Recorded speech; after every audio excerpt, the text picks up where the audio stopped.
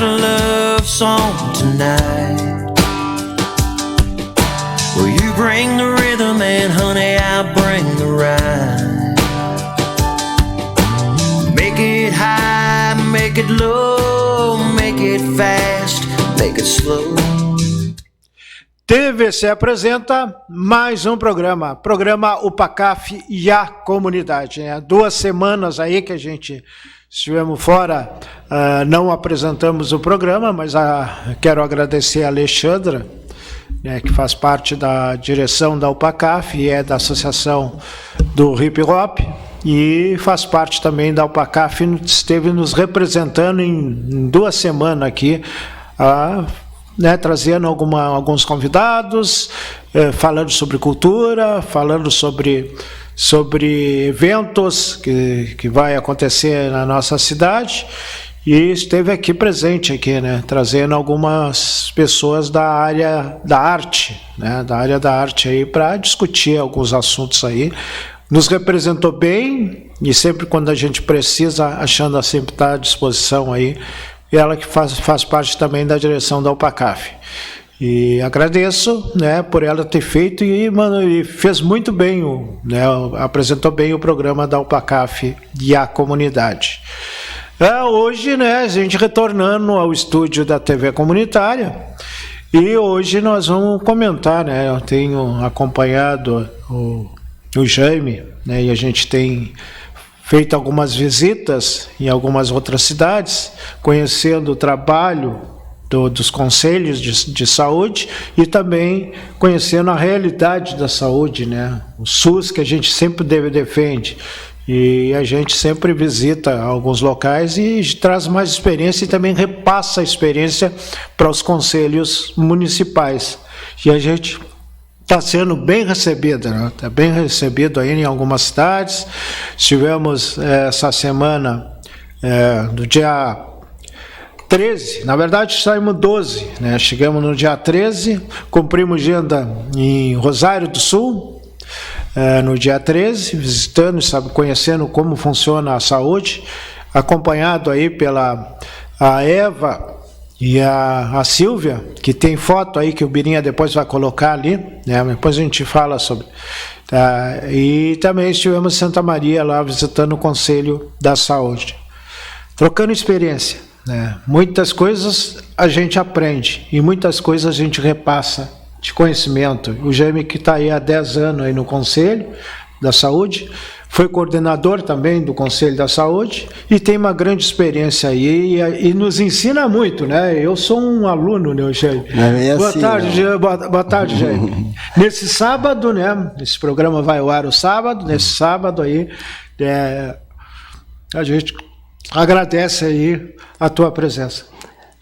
Primeiramente, agradeço, né, Valdir, por essa oportunidade de estar aqui, né? O programa da UPACAF é a Comunidade. E, em segundo lugar, agradeço também aqui a Paulinho, eu não conhecia, tu falava muito no Paulinho, né, Paulinho? Até houve não digo uma falha ontem, né, minha, eu achei que era aqui, mas não, era lá na sede da UPACAF. E também, boa tarde a todos os telespectadores do programa, da UPACAF, da comunidade. Na verdade, né, o Valdir, a gente quer transferir os conhecimentos que a gente adquiriu nesse longo período, digo longo, 10 anos, né? A gente procura transferir. Não se sabe, o aprendizado ele tem uma pequena característica, né, Valdir? Tem que ter continuidade. Eu acredito que o pouco que eu sei, eu peguei com outras pessoas. Então, estamos aí para contribuir, né, com a comunidade, principalmente o controle social, né? E estamos aí, Valdir. Vamos começar pela primeira agenda nossa, que foi no dia 13. Se o Birinha poder passar aí, né? A gente foi recebido aí, tá aí, né? A Silvia e a Eva, né? Tá eu e o Jame aí, nós fomos recebidos por elas, nos levaram em vários locais. Depois tem a segunda foto aí, só para comentar, né? A Luciana voltando ali, né? A Luciana e a Eva, né? A Luciana ali, uma conselheira, advogada.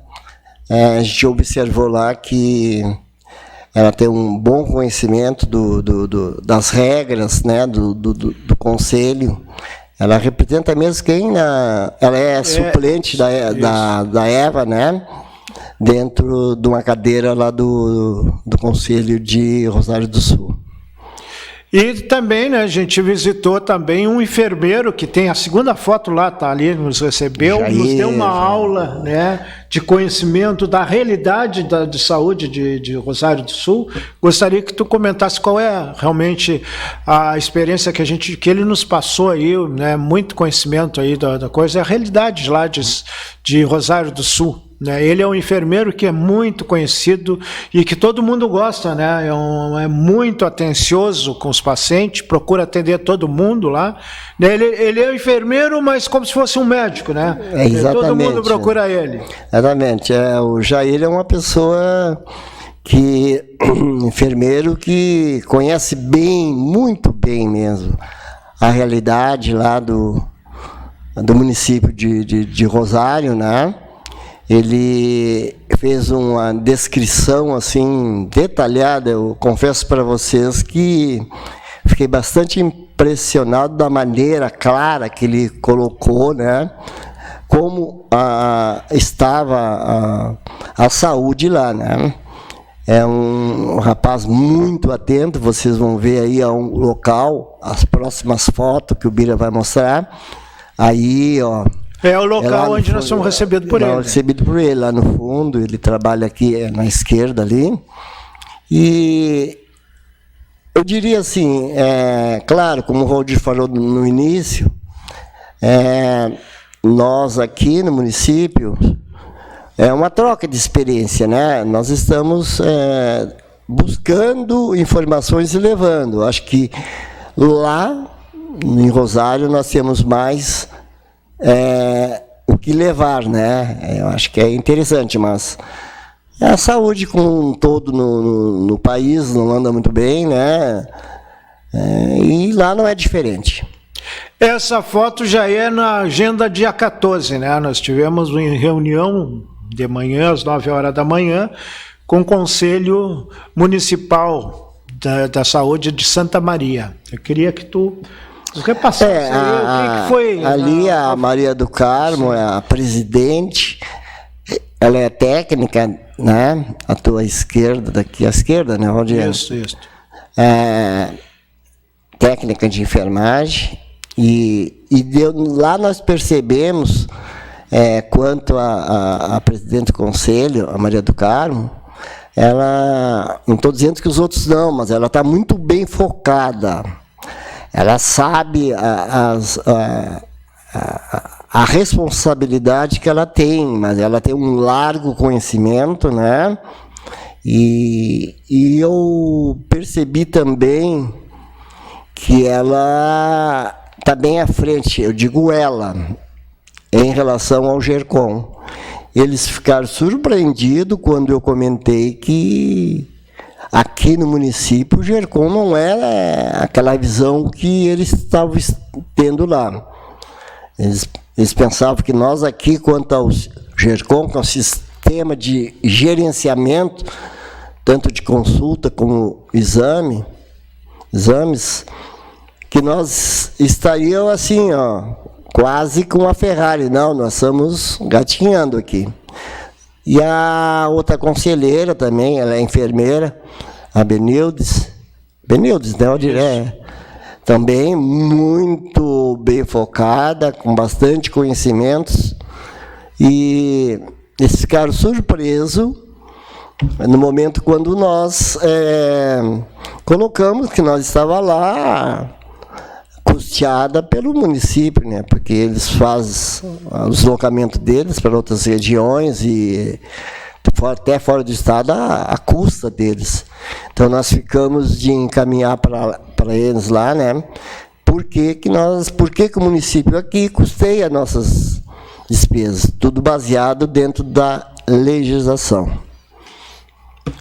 E também ali, a gente viu ali também que eles ficaram impressionados, porque deu para entender que lá falta ter, através do Conselho, uma fiscalização, fiscalizar também como funciona a saúde, se está sendo bem atendido o usuário. Eles ficaram impressionados que aqui está organizado, né?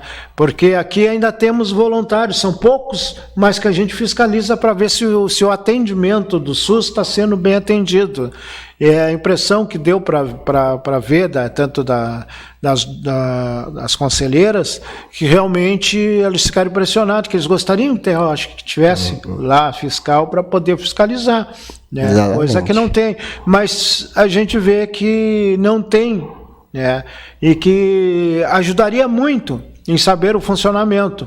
Que Santa Maria é uma cidade grande também, né? 283 mil habitantes, que depende muito da saúde. Tem muitos profissionais, ali deu para entender que também, como aqui Pelotas, temos alguns postos de saúde que a própria universidade também está ali junto, né, para atender. Lá mais universitário também para poder ajudar na questão da saúde. Lá tem gente para fazer essa parte aí. Exatamente. Quando nós colocamos, quando eu coloquei que eu também fazia parte da comissão de fiscalização, eles ficaram surpresos que nós tínhamos uma comissão de fiscalização, que para nós aqui, desde que eu entrei no Conselho, sempre teve essa comissão. Inclusive, essa comissão no passado tinha mais integrantes, mas em outro foco. Hoje é um foco bem diferenciado. Tudo que se faz hoje aqui no Conselho, tudo fica registrado, não era uma realidade de 3, 4 anos. Como tudo, né? A evolução vai evoluindo. Então, eles ficaram bastante assim, impactados, né, pela nossa maneira de ver, atuar aqui. Uma outra situação que a gente achou bastante no particular deles, que a sede deles é dentro da secretaria, que a gente colocou aqui, que aqui tem a Casa dos Conselhos, né? Nós temos uma sede independente, né? Como é que nós funcionava? Aqui colocamos que, quanto à parte burocrática, administrativa, nós estamos muito bem equipados, com certeza. O que nos falta é recursos humanos a partir de agora. Mas quanto à parte burocrática, eu dei uma olhada por cima, isso nós estamos bem à frente aqui mesmo. Não sei se como o Valdir colocou de início, nós temos ido a outros municípios, já está programado a nossa ida, eu e o Valdir, vamos retornar a um município que não complementamos, agora em maio, para ter uma visão, né, do que está acontecendo. E só para não ficar naquilo de me disseram, hoje nós já começamos, acredito, pelo top, né? Que é outra realidade o município. Curitiba, realmente, um dia nós chegamos lá. Eu fiz uma avaliação, no fim, o presidente me perguntou lá, e como é que gostaram, como é que viram? Eu digo, a gente chegou a uma utopia, e ele se admirou. Quando eu disse também que nós ia chegar ao nível deles daqui a 20 anos, se nós fizer pelo caminho certo. Só para dar um parâmetro, né? Só para dar um parâmetro. Lá, a recepção toda, ela é atendida por um técnico de enfermagem. Eu não estou aqui dizendo que é melhor ou pior, mas um técnico de enfermagem tem uma percepção melhor, né, na recepção. No momento nós achávamos que podia ser uma visita guiada, né? Nós estivemos lá por bastante tempo. Acredito que o César já tenha comentado alguma coisa a respeito. Então, teve um momento que nós dissemos assim, nós queremos ir em tal CAPS. Chegamos lá, porque nos falavam, eles nem sabiam que estava programado a nossa ida. Nós chegamos lá, ficamos olhando. Quem é aquele lá? Quem é aquele lá? Colar? Quem é aquele lá? Aquela é assistente social, que é nutricionista, quem é aquela psicóloga, quem é aquela psiquiatra. Então deu para ver a organização, assim, por isso que eu falei, quando o presidente perguntou, e aí, no fim, nós ficamos praticamente uma semana lá. Eu digo, nós vimos uma utopia, porque quem vai lá e retorna para cá diz, olha, estou voltando de uma situação irreal, mas é real. Então agora eu posso dizer isso aí porque eu estive lá durante a semana. Até volta e meia eu comento com o Samuel, que é o nosso técnico, né? Samuel, nós vamos ter que voltar lá de surpresa para ver, porque não é possível coisa dessa. Mas é isso aí, Valdir. A gente vê que em outros estados, muitas vezes te surpreende, né? A realidade, o maior tanto investimento, como negativo, o maior investimento também, não, em negativo, né? Tanto positivo como negativo. Muitas vezes a gente surpreende, acha que nós temos ruim, mas em outros lugares está pior ainda. Bem pior. Pior ainda, né? Então a gente... essas visitas é importante isso, é o conhecimento, a gente saber a realidade do que é tratado a saúde no nosso Brasil, né? Então, exatamente. Foi importante essas visitas e ainda vão continuar, né? Porque a ideia do coordenador do Conselho, César, é a gente ter um conhecimento maior, ter um elo maior também com os conselheiros aí do Estado e a gente trocar ideias, trocar experiências, né? Trocar figurinha, passar experiências também. Não é que a gente vai se meter no trabalho dos conselhos, não, nada disso. Mas a gente aprende e também ensina. Então é importante essa participação. Bininha, temos também um congresso que a gente participou que foi muito importante. Está aí, né? Presidente nacional do Conselho da Saúde, né? O Fernando Pigato. E mais aí, né, nós tivemos esse congresso aí, que foi muito importante, esse congresso da FEGAMEC, onde 21 cidades do estado estavam presentes. Nós não fomos para passeio, né? Muitas vezes as pessoas chegam e dizem assim, vocês vão viajar? Vocês foram para passeio? Não, a gente não vai para passeio. Trabalhar. A gente aprendeu muito nesse congresso. Tá aí, tá lá eu e o Jaime lá, né, nesse congresso, lá no centro comunitário. Aí a votação, onde escolheu a nova direção, onde o Pigato passou para o Valdemar, o famoso Escovinha, né, o apelido Escovinha. O Fernando é Peixe, né, chama ele de Peixe, e o Valdemar, o Escovinha. É uma entidade estadual, aí está o ônibus que levou eles de Porto Alegre. Está aí o Pedro Dias, que é um antigo do movimento comunitário, né, que estava lá presente, conhece tudo também de Estado, está ele aí também, né, com o boné da CONAN, né. CONAN, que para quem não sabe, a CONAN é a União Nacional de Associações Comunitárias. A FEGAMEC é a Federação Estadual de Associações Comunitárias, que representa no Rio Grande do Sul. Foi eleita a nova diretoria, tá aí, né, mais foto aí de lideranças comunitárias. Tá aí, depois nós temos aí uma palestra importante aí, né, de uma pessoa que escreveu já uma cartilha. Exatamente. Eu gostaria que tu falasse, tu que tem mais conhecimento. Aquela foto, Bira, a foto tá antes ali, ele está sozinho ali. E depois nós vamos passar a palestra dele mais adiante. Aí tá aí o Peixe ali, mas a mesa ali tá a Eva, tá lá o presidente nacional do Conselho da Saúde. Vamos ver se o Birinha consegue voltar atrás. Antes, eu acho ainda. Acho que é depois dessa. Vamos ver se é depois dessa aí. Aí tá esse aí. Tá? Gostaria que tu falasse um pouquinho sobre isso. Esse rapaz aí, ele é preceptor da Federal lá em Porto Alegre. É do centro, ele é de Passo Fundo. Inclusive, é um dos que escreveu... Casualmente, eu não sabia que ele estaria lá. O nome dele é Jorge, né? Isso. Menezes. e ele escreveu O Desafio do Controle Social. Então, a palestra que ele faz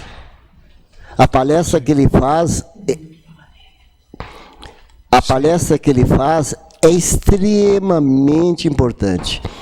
E aí, claro, peguei todos os dados dele e o livro que eu estava na minha bolsa, só que pena que eu não tinha levado lá para o congresso, mas estava lá onde nós ficamos.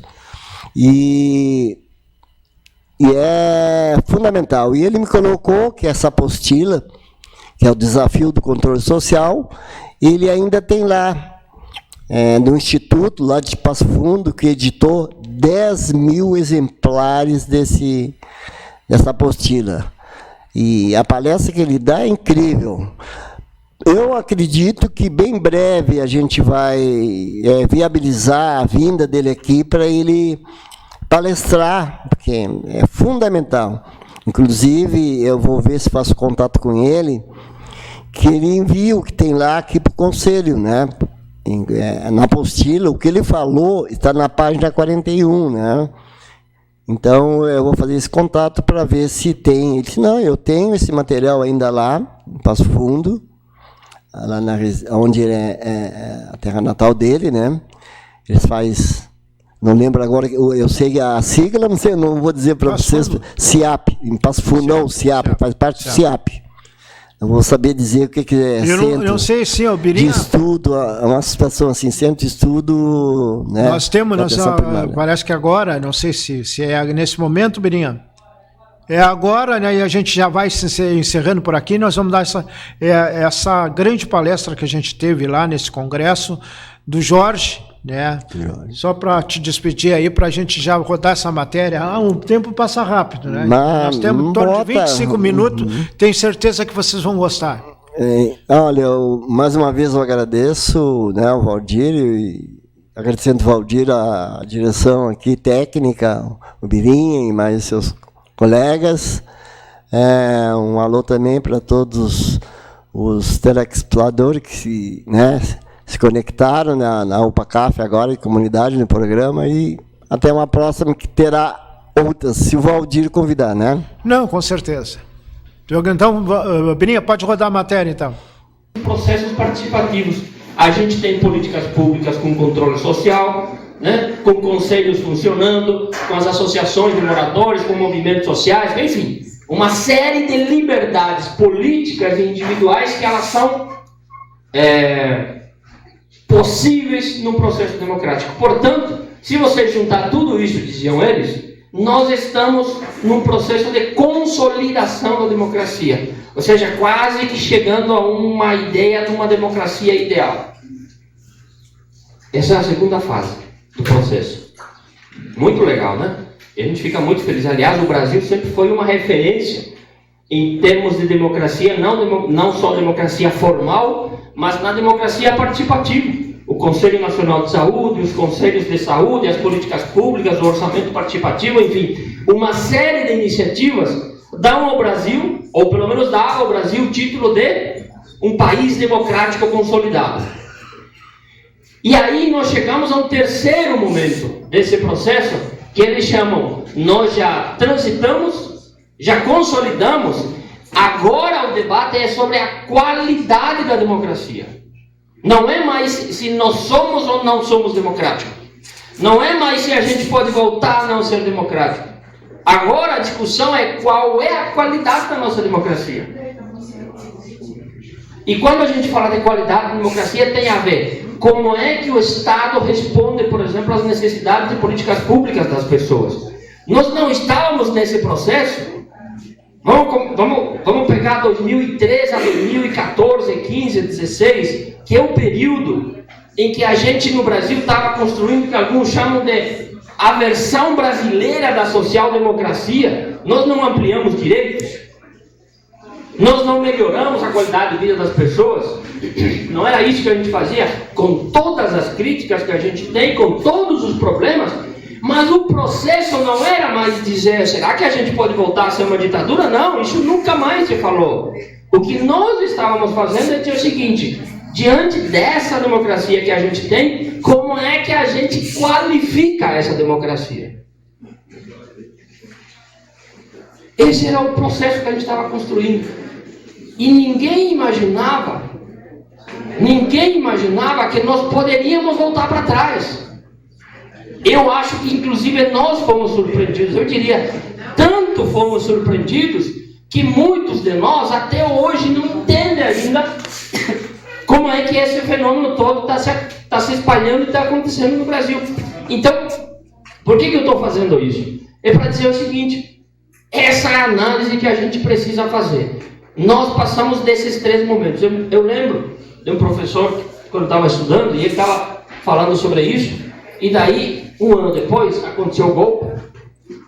Isso foi em 2015, eu estava estudando na URGS, e ele fazia essa discussão, inclusive, e quando aconteceu o golpe, todos eles e todos nós ficamos surpresos. Como é que pode, em 2016, o Brasil retirar da presidência da República, com um argumento pífio, inútil, desculpe a expressão, imbecil, uma presidenta da República com milhares de pessoas na rua?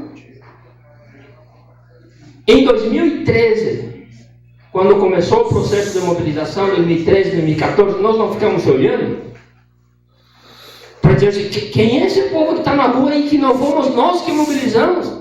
Não fomos nós que chamamos? Porque historicamente, desde 88 ou antes disso, éramos nós que fazíamos isso. Nós estávamos na rua. Eu nunca esqueço, em 2013 e 2014, vocês lembram que como é que era o movimento Noé pelos 20 centavos? Na minha cidade, em Passo Fundo, fizeram uma mobilização que ninguém soube quem é que chamou. O fato é que 19 horas tinha umas 5 ou 6 mil pessoas na rua. E nós também fomos, inclusive. Não fomos no início? A gente foi para a rua. E ficamos até animados para dizer o seguinte, nossa, agora vai, né? Porque estava tudo misturado, parece que... E tinha gente lá que a gente nunca tinha visto na rua. Isso já parecia meio estranho. Eu nunca esqueço uma imagem que foi publicada, milhares de pessoas assim, e alguém na frente disse quem é a liderança dessa mobilização. E os milhares levantaram a mão. Porque não tinha uma liderança definida, porque as redes sociais e assim por diante. Certo? Então, para dizer o seguinte, esse processo todo que a gente foi fazendo, em 2016, a gente se deu conta que era uma furada essa teoria. É aí que eu quero chegar, nessa nossa análise de conjuntura. Por que é uma furada? Porque, como dizem depois, voltaram a revisar suas teorias, nenhuma democracia é suficientemente consolidada. Sempre um louco como o Bolsonaro a democracia pode produzir. Sempre a democracia pode produzir alguém que pode destruí-la. Sempre a democracia pode produzir alguém que pode fazer os retrocessos que a gente viu em 4 anos. E essa é a grande questão que alguns se perguntam. Como é que a democracia pode produzir uma coisa dessas? E não é pouca coisa. Vocês sabem que não foi pouca coisa e não é pouca coisa. Porque a primeira coisa que eu vi ontem à noite, quando eu cheguei aqui em Rosário do Sul, eram 3 carros, um atrás do outro, com o adesivo do Bolsonaro. Por que isso? Porque eles não tiraram. Eles continuam andando com isso, né? Certo? E eles continuam muito fortes, Valério. Muito fortes. Para quem disse que nós derrotamos eles, e estou sendo talvez muito político aqui, não é verdade. Não é verdade. E talvez a gente, na ingenuidade de achar que derrotamos eles, vamos nos surpreender no que vem nas eleições municipais. Né? Então, eu estou fazendo isso com uma espécie de advertência para dizer o seguinte: nós temos como desafio, nesse novo período, nesse novo processo nos próximos 4 anos, Figato, como você falava antes, de um trabalho intenso, mas intenso, do campo democrático popular, incluindo os movimentos sociais, incluindo as associações de moradores. Por isso que eu estava falando antes, que daqui a 3, 4 anos, seria muito bom que a gente conseguisse convencer o pessoal de Passo Fundo. E eu sei, inclusive, Valério, por que eles não estão aqui? Porque talvez eles não concordam com esse nosso discurso, e a gente tem um desafio e um trabalho de mudar isso nos próximos 3, 4 anos, de modo que eles estejam aqui comungando conosco, dentro dessa perspectiva ideológica mais do progresso, da consolidação democrática, da participação social, da construção de políticas públicas, na perspectiva que a gente estava construindo antes. Então, primeiro isso, nunca a democracia, que é o que a gente defende com unhas e dentes, ela nunca é completamente consolidada. Essa é a primeira coisa. Isso é muito importante, porque senão, na análise que a gente for fazer na conjuntura, a gente pode achar que já estamos no patamar que dá para ficar em casa sem fazer nada. Sempre será necessário fazer alguma coisa. Porque, como os gregos na antiguidade se perguntavam como é que a primeira experiência da democracia na Grécia, como é que a democracia foi capaz de matar Sócrates? Isso conta a história, Sócrates foi morto pela própria democracia, por isso que Platão disse que a democracia é a pior forma de governo, porque a democracia foi o sistema capaz de matar o homem mais sábio da Grécia. Assim como é que a democracia pode matar Sócrates, como é que a democracia pode produzir o que produziu nos últimos 4 anos? Certo? Então, essa para mim é uma das questões fundamentais que a gente precisa se perguntar. E é isso que faz com que a gente, nesse novo período, vamos chamar assim, de reconstrução, como dizia o Pigato antes, dos pilares mínimos da democracia, qual é o nosso papel nesse processo todo? Certo? E a conjuntura diz para nós o quê? A conjuntura diz para nós o seguinte, que nós temos um aspecto, estamos num momento muito melhor do que era antes, muito melhor na perspectiva do diálogo com a sociedade, do espaço da participação social e popular, né? Por isso que o Pigato estava falando antes do papel do Conselho Nacional de relançamento de programas, enfim, que vai beneficiar a população na perspectiva que a gente quer, né? Que é de políticas públicas funcionando para as pessoas, de modo que a gente possa de novo, talvez, né, enfrentar o tema da fome com políticas públicas, com assistência social, um sistema único de saúde funcionando, com direito à moradia, né, que é uma das agendas importantíssimas, inclusive dos movimentos comunitários, de modo que as pessoas tenham casas para morar. Esse é o momento que a gente vive no Brasil, uma conjuntura favorável para isso. Mas lembrem-se, foram só 2 milhões de votos de diferença num país do tamanho do Brasil, certo? Saiu uma pesquisa semana passada, semana retrasada. Vocês devem ter visto a pesquisa que saiu. Eu não sei se vocês viram também a pesquisa que saiu do governador de São Paulo, que é a grande figura que estão construindo, ou do governador de Minas. Então, a nossa perspectiva política é de intenso trabalho que a gente precisa fazer nesse período que a gente vive, nesse novo período que a gente vive, de modo que a gente não se surpreenda novamente, porque os processos democráticos, eles têm espaços para produzir esse tipo de liderança como que a gente teve no último período. Então, eu queria, não quero me estender muito sobre isso, mas eu queria dizer isso para vocês. Nunca a gente pode ir para casa.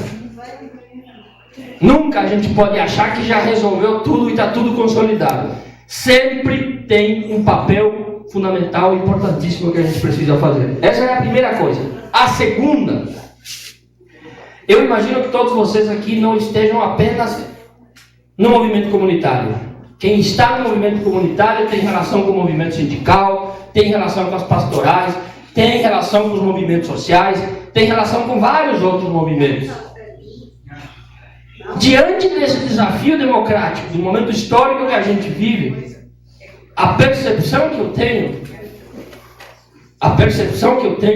é que nós estamos todos, do campo democrático popular e os seus movimentos, numa profunda crise. Nós estamos numa profunda crise. E isso é o que preocupa. Certo? Vocês estavam saudando aqui a quantidade de municípios que estão aqui. Mas isso aqui poderia ter sido muito pequeno. Esse espaço poderia ter sido muito pequeno. Não poderia? Certo? Eu estava falando outro dia, a gente teve anteontem uma eleição no Conselho Municipal de Saúde de Passo Fundo, e estavam falando exatamente sobre isso. Nós não conseguimos colocar lideranças sindicais em lugar nenhum, porque não tem mais. E aí quando a gente foi buscar as lideranças sindicais, eram os mesmos dos anos 90, dos anos 80. E aí alguém falou antes, o Pigato disse, eu preciso sair para trazer gente diferente para ficar no meu lugar. Esse é o nosso desafio. Mas às vezes, Pigato, esses movimentos estão saindo e não tem ninguém para botar no seu lugar. E aí a gente volta. Foi exatamente o que a gente fez lá. Fomos, quem não? É fulano de novo que já foi 5 vezes presidente do conselho. E não tem outro. Certo? Então, por que eu estou falando isso? Porque nós temos um enorme desafio que não é simples e ninguém sabe como fazer. Esse é o pior. Ninguém sabe como fazer. Nós estamos num momento de abertura democrática. Nós estamos num momento em que o governo disse, venham, porque eu quero que vocês participem dos processos de decisão, dos processos internos de construção de políticas públicas. O presidente Lula disse, participação popular será transversal, inclusive no Ministério da Fazenda. Tem que ter movimentos sociais participando. E nós não conseguimos, nós não temos a força suficiente, justamente por essa, porque a gente tem uma série de causas. Destruíram praticamente os sindicatos. Tem sindicatos que estão fechando as portas porque não tem dinheiro para pagar o aluguel do lugar onde está. Eu nunca esqueço uma cena, quando eu fui no posto para abastecer, na época em que estavam discutindo o imposto sindical, que saiu depois, Foi no governo Temer, ainda, na reforma que fizeram. E o frentista, eu fiquei olhando para ele e disse, cara, quanto é o teu salário? É 1.300? 1.300, 2.000 reais. E o cara me disse assim, agora o Brasil vai para frente. Eu disse, por quê? Porque os sindicatos vão parar de receber dinheiro. Essa era a percepção que as pessoas tinham. Aí eu olhei para ele e disse para ele, cara, você como frentista, com um salário mínimo por mês, vem me falar que o sindicato era o grande problema do Brasil? Tu acha que tu vai ganhar o quê? 3.000 reais? Porque os sindicatos não recebem um dia de trabalho em 365 dias, e esse é o grande problema do Brasil. Outro dia o Sindicato da Saúde me disse que as pessoas não querem contribuir 25 reais por ano. Por ano. Que era o que a gente tinha de contribuição, as pessoas, os técnicos da enfermagem não queriam. E aí eu disse para ela assim, ela disse assim para mim, a coordenadora do sindicato, o que a gente faz? Eu disse, olha, eu tenho 2 hipóteses sobre isso. Ou as pessoas de fato querem economizar 25 reais, e vai fazer muita diferença isso na vida delas em 365 dias, ou vocês são muito ruins, mas muito ruins ao ponto de não convencer uma pessoa a colaborar 25 reais por ano. São só essas 2 hipóteses. Ela olhou para mim e disse, eu acho que é essa a segunda. Essa segunda. Certo? E esse é o nosso desafio. Então, nós estamos numa crise. Todos, praticamente todos, e nessa crise toda que eu estou falando aqui, o único movimento que ainda continua me surpreendendo, e eu vou socializar com vocês, é o movimento das pastorais. E eu não sei se isso tem a ver com a religião, isso tem a ver com a idade das pessoas, isso tem a ver com a aposentadoria, porque em geral as pastorais têm pessoas mais idosas, enfim, que participam. Tirando o movimento das pastorais, o resto,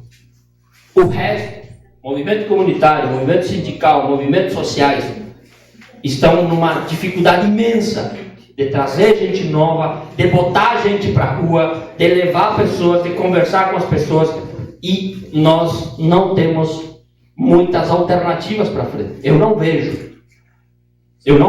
A gente estava aplaudindo aqui, Pigato, todo esse povo que está aqui, e tem que comemorar isso, tem que ficar muito feliz. Mas insisto, o nosso desafio, candidato, Escovinha, o nosso desafio é como é que a gente triplica isso aqui daqui a 3 anos, daqui a 4 anos, daqui a 5 anos, como é que a gente amplia esse espaço. Inclusive aproveitando esse momento democrático importante, porque se a gente não fizer isso, o Bolsonaro volta.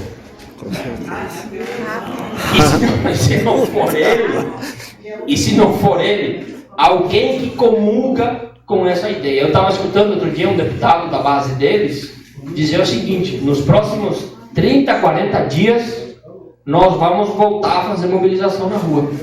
E se eles chamarem uma mobilização num domingo à tarde, no Brasil inteiro, vocês sabem que vai ter gente aqui no centro da cidade fazendo isso. Vai ter gente mobilizada fazendo isso. E eu acho que a gente ainda não conseguiu encontrar uma forma de fazer mobilização. Porque eu não sei se a gente chamar a gente vai vir para a rua. Vocês acham que a gente tem poder de mobilização? Não. Conseguimos? Não. E eu não vim aqui só vim aqui para trazer preocupação para vocês. Não vim para trazer saídas, soluções. Porque o desafio nosso é nós conversarmos no próximo período para ver como é que, aproveitando esse cenário que é favorável de participação popular, de volta dos programas sociais, de fortalecimento do controle social da participação popular, como é que a gente aproveita e utiliza esse momento político importante para poder produzir coisas novas, trazendo gente nova para o nosso campo, convencer os nossos vizinhos, os nossos movimentos, os nossos sindicatos, fortalecer eles, fazer pressão popular, fazer pressão no Congresso Nacional, de modo que a gente consiga talvez um espaço, um momento mais favorável para isso. Então, esse é o segundo elemento, que é de preocupação. Uma coisa era sobre o tema da democracia. E se a gente não fizer isso, e aqui nós temos um desafio histórico, eu diria assim, enquanto movimentos sociais, movimento comunitário, todos os movimentos, se a gente não fizer isso, meus amigos e minhas amigas, o cenário é perigoso. O cenário é perigoso, porque essa gente que está aí e que por enquanto está quieto, não vai demorar muito, eles vão se mexer de novo. E nós temos uma dificuldade imensa de dialogar com eles. Ou a gente produz um processo diferenciado no próximo período, né? E aí, de novo, insisto, é responsabilidade nossa enquanto lideranças sociais, e todos vocês são lideranças, de produzir isso no próximo período. Como? Eu não sei, mas esse é o nosso desafio para fazer para frente. Um terceiro elemento que eu queria trazer aqui tem a ver com aquilo que eu diria assim, talvez seja o nosso papel enquanto movimento comunitário dos mais importantes. Já foi e deveria ser, que é ser sujeito na construção das políticas públicas. E mais do que isso, tem estudos mostrando isso, inclusive. O processo participativo no Brasil, e não só no Brasil, mas o processo da participação popular, ele é fundamental para a democracia. E vejam como a gente vive, eu diria assim, num dilema. Qual é o nosso dilema? Nós estamos absolutamente convencidos que a democracia só se fortalece com participação popular. Não tem outro jeito, não adianta você dizer que nós temos eleições livres e democráticas, que quem ganha a eleição assume, ninguém incomoda. Não é bem assim, né? Porque teve uma que ganhou a eleição e tiraram no meio. Isso já é sintoma de uma democracia que começa a ir para trás, certo? E aí logo depois vem um cara como o que a gente teve. Mas nós temos, por um lado, um convencimento de que a democracia precisa da participação da organização popular, porque senão não tem. Senão não funciona. Acreditem em mim, não funciona. E eu posso tentar traduzir isso de forma mais simples para vocês.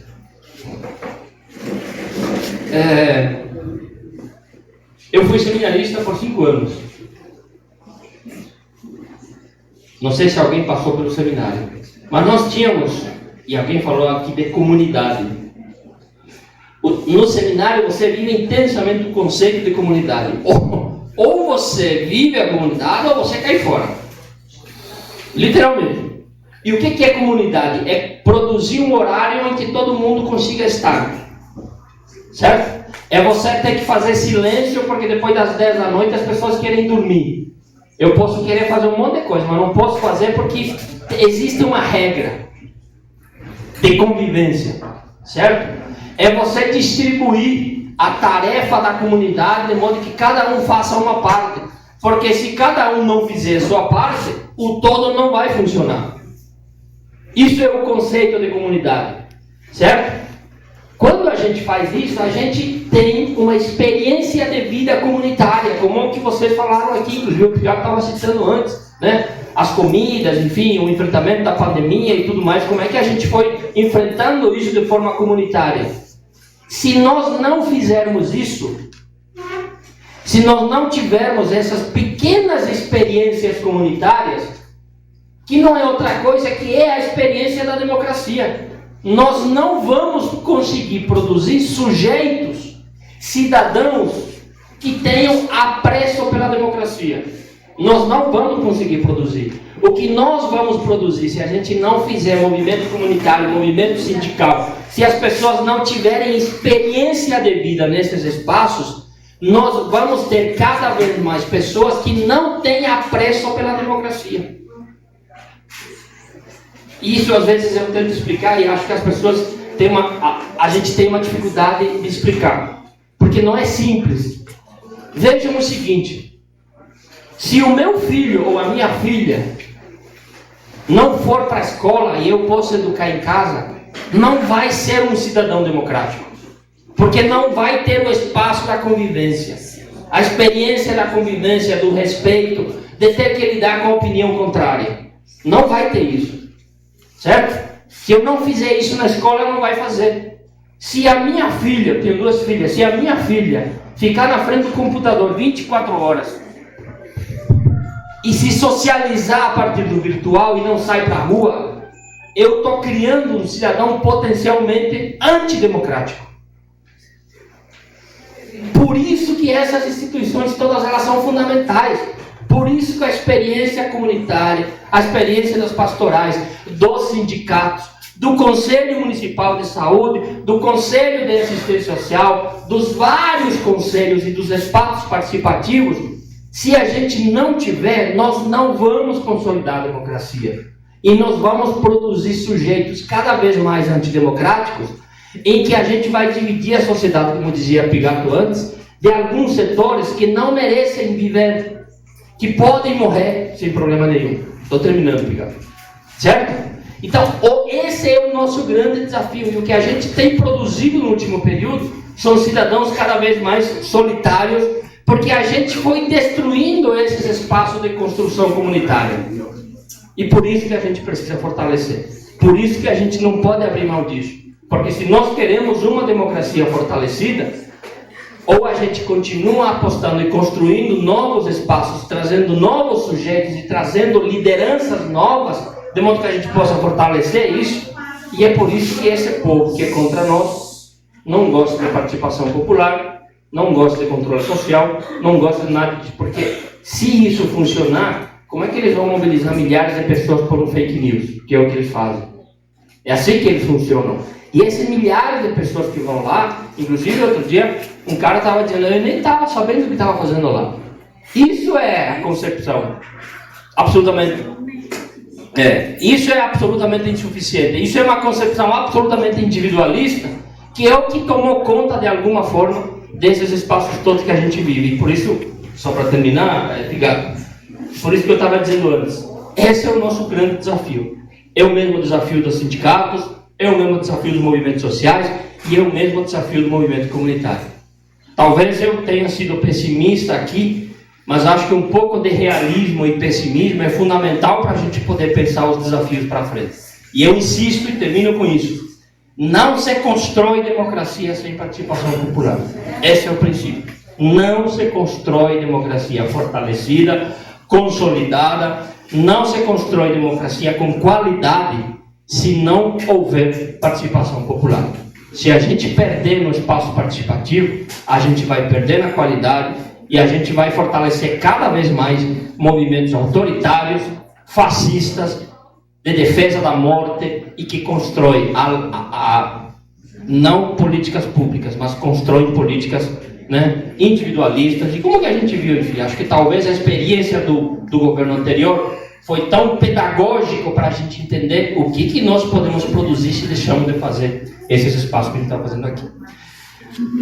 Obrigado, era isso. Estou aqui aberto para